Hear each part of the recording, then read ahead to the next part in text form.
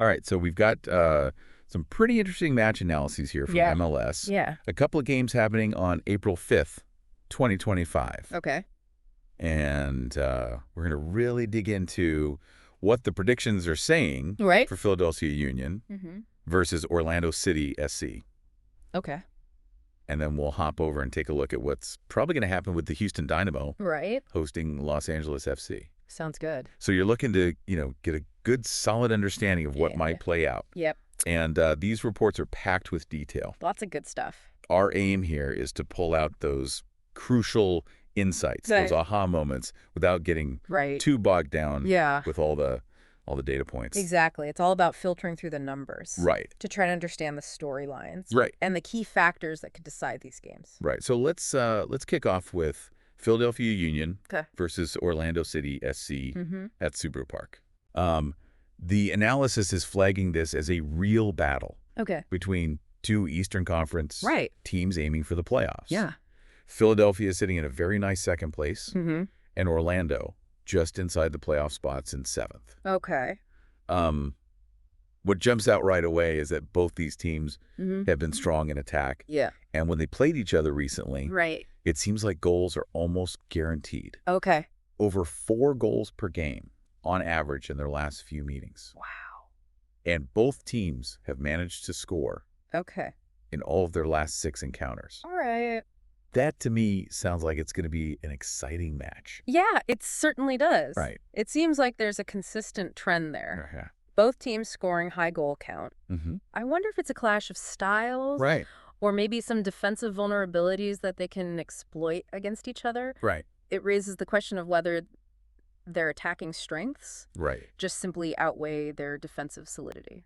Interesting. Okay. Well, when they meet. Let's get into the tactical side of things a little bit. Okay. For this Philadelphia-Orlando game, the report notes that Philadelphia typically uses a dynamic 4-3-1-2 formation built around a pressing game. Okay. With Quinn Sullivan and Carranza leading their forward line. Right. Orlando, on the other hand, tends towards a more structured 4-2-3-1. Relying on wingers getting their fullbacks forward. Right. With Facundo Torres and Duncan McGuire being their danger men. All right. What's really interesting is this analysis points to a tactical advantage for Philadelphia, highlighting their dominance in expected goals per 90 minutes when they're playing at home. That figure is 1.73. Wow. And they're actually averaging 2.17 goals scored in those home games. Yeah. The report also indicates that Orlando's defense has struggled a bit on the road, conceding 5 goals in just 3 away matches this season. So that home advantage for Philadelphia seems pretty significant. Yeah, it does indeed. From a tactical perspective. Philadelphia's energetic pressing system, combined with the quality of Sullivan and Carranza up front, could really put some significant pressure on an Orlando defense that seems less secure when playing away from home. The difference between Philadelphia's attacking output at home and Orlando's goals conceded on the road certainly suggests a potential area where Philadelphia can gain an edge. Yeah, it makes you wonder if Orlando has a specific vulnerability to that kind of attacking setup. Exactly. All right, let's dig a little bit deeper into some players. Okay. Quinn Sullivan for Philadelphia is identified as a key creative force, earning the highest tech rating in the analysis. All right. For Orlando, Facundo Torres is their leading scorer. Okay. And another major source of creativity. Crucially, their report mentions that Orlando is dealing with a lack of depth in their midfield. Okay. While Philadelphia appears to have a fully fit squad. Interesting. That midfield battle could be really important, right? Absolutely. Because a depleted midfield might struggle to cope with Philadelphia's pressing intensity. And, could limit Orlando's ability to control the game. Yeah, the midfield is often where matches are won and lost. Right. If Orlando are short on options there, they might find it difficult to win possession, transition the ball effectively, and shield their defense from Philadelphia's attacks. Yeah. Sullivan's creativity in that space could be particularly influential against a potentially stretched Orlando midfield. Makes sense. Raises the question of how Orlando might try to compensate for that lack of depth. Maybe a change in tactics or relying more on direct play. Interesting. All right. Well, let's look at some of the raw statistical comparisons. Okay. Philadelphia has an average expected goals. Or XG per 90 minutes. Yeah. Of 1.76. Okay. Pretty similar to Orlando's 1.66. Suggesting that both teams are creating, comparable number of quality scoring opportunities overall. However, Philadelphia is scoring slightly fewer goals on average. 2.17. Compared to Orlando's 2.50. But they're also conceding significantly fewer. At 1.33 goals against per 90 minutes. Versus Orlando's 2.0. Interestingly, Philadelphia has managed to keep a clean sheet. In 33% of their home games. While Orlando is yet to prevent their opponents from scoring in any of their away matches this season. Interesting. So that really underscores Philadelphia's defensive strength at home. Yeah, these statistics paint a picture of two teams with strong attacking intent, but with Philadelphia showing greater defensive solidity, particularly when playing in front of their own fans. That stark contrast in clean sheet records away from home for Orlando is a real red flag for them going into this game.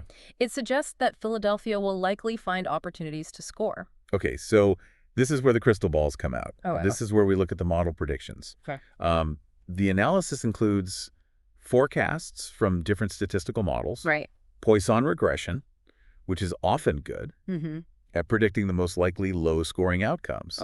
Suggests the most probable score lines are a 1-1 draw or a 2-1 Philadelphia win, both with an 8.4% chance. However, when the analysis ran Monte Carlo simulations, essentially simulating the match 10,000 times with slight variations, Philadelphia came out on top in 45.5% of those simulations, with a draw occurring 21.5% of the time, and Orlando win in 33%.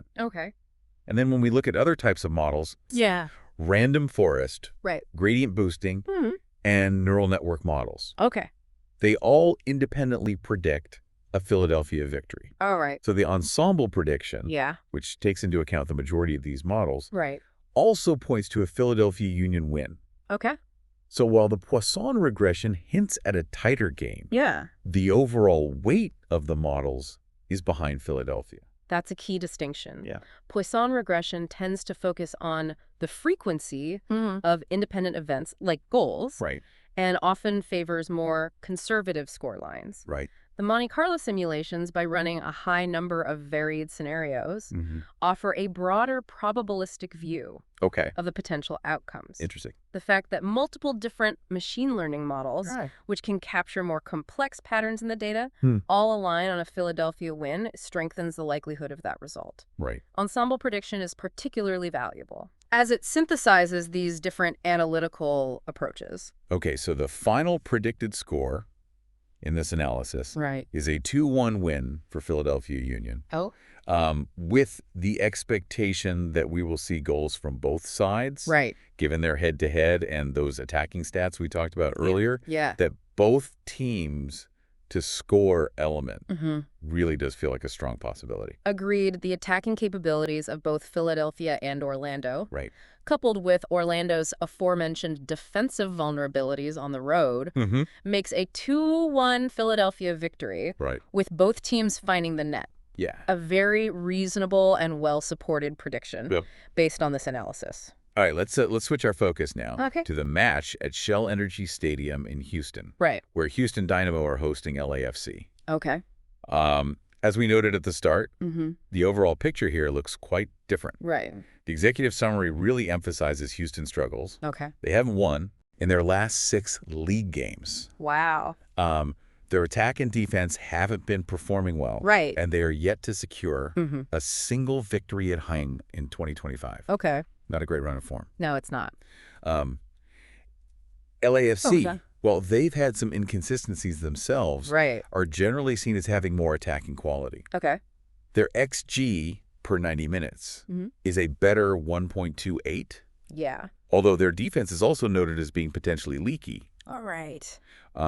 Both teams have some key players missing due to injury. Right. With Houston's goalkeeper Andrew Tarbell out. Okay. And LAFC without Olivier Giroud. Interesting. Those are significant absences at both ends of the pitch. Indeed, losing your starting goalkeeper is always a major setback for any team. Yeah. And Giroud's absence will definitely impact LAFC's attacking strategy as he provides a key focal point up front. Right. These injuries could force both coaches to make significant tactical adjustments. Okay, so looking at how these teams have been playing recently. Right.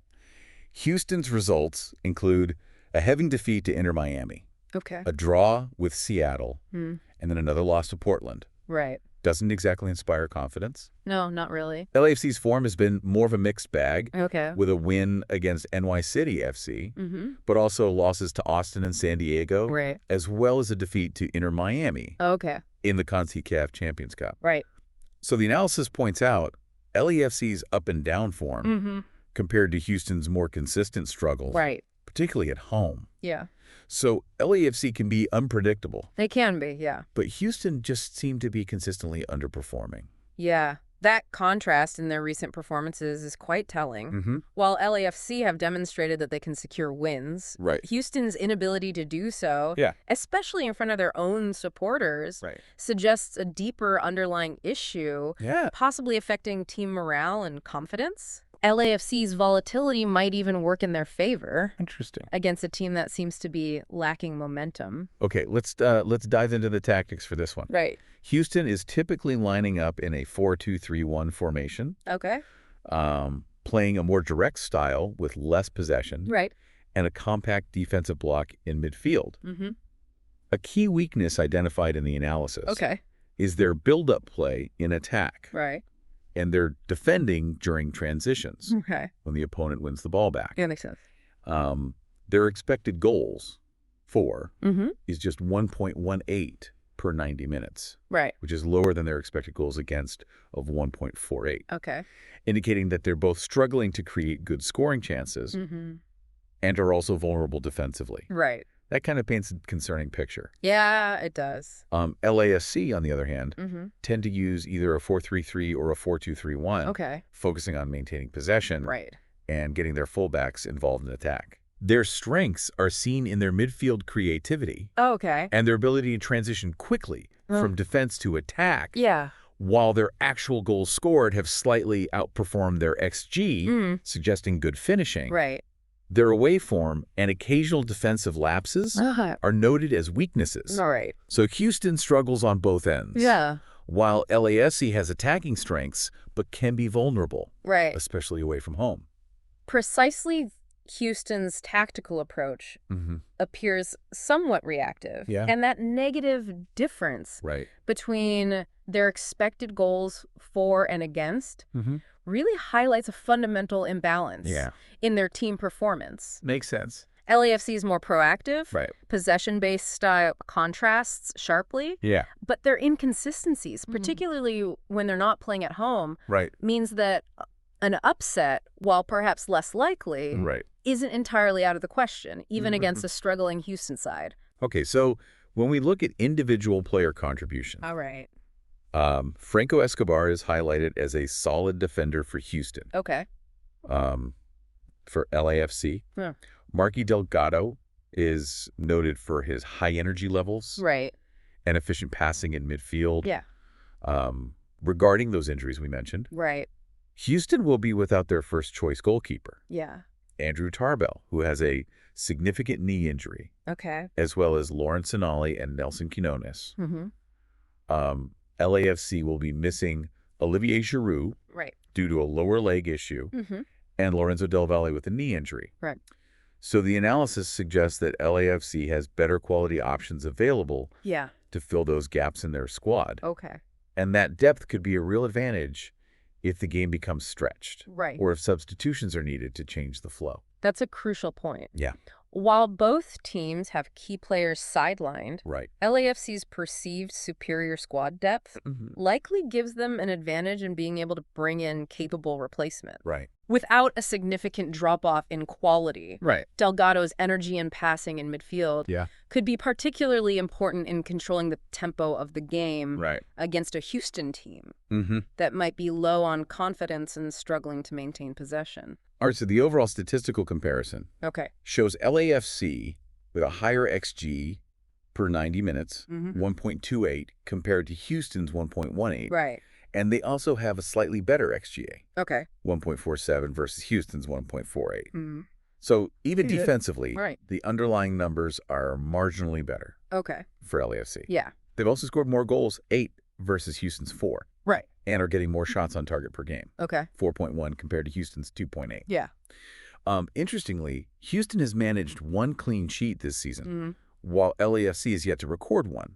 But importantly, Houston has 0 points from their home games so far. Wow. While LAFC has managed to pick up 3 points on the road. All right. That stark contrast in home form really stands out. Indeed, the fact that Houston hasn't managed to secure any points at home this season speaks volumes about their struggles at Shell Energy Stadium. Right. LAFC's slightly superior underlying statistics across the board, combined with Houston's poor home record, strongly suggests that the Dynamo will face a very difficult challenge in this match. All right, let's get to the predictions for this Houston versus LAFC game.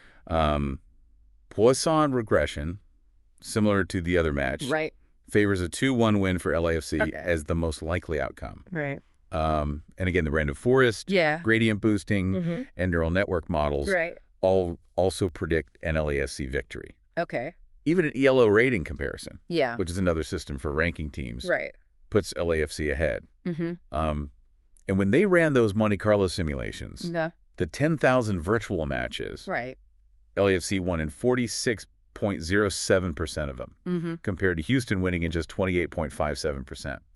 With the draw occurring 25.36% of the time. The ensemble model, which combines the confidence levels of all these predictions, strongly favors an LAFC win with a weighted score of 72.5%. That's a pretty convincing consensus. It is. Across the different analytical methods. Unlike the Philadelphia-Orlando game, where we saw a little more divergence between the Poisson regression and the other models, here there's a much stronger agreement pointing towards an LAFC victory. Makes sense. This consistency across various statistical approaches and simulations increases the confidence in this prediction. So the final predicted scoreline for this match is Houston Dynamo 1, LAFC 2, with Marky Delgado or Dennis Kawanga, if he's fit, suggested as the most likely goal scorers for LAFC. Seems good. So the data really seems to be heavily leaning in LAFC's favor. It does. In this encounter. Indeed, all the indicators from this analysis suggest that LAFC are the strong favorites to take all 3 points from this match.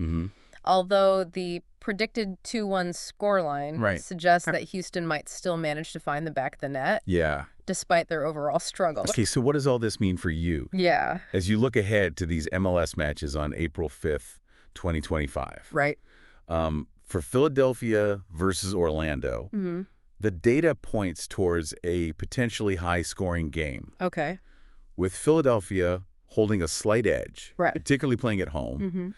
While the Poisson regression suggests it might be tight, the majority of the models predict a Philadelphia win.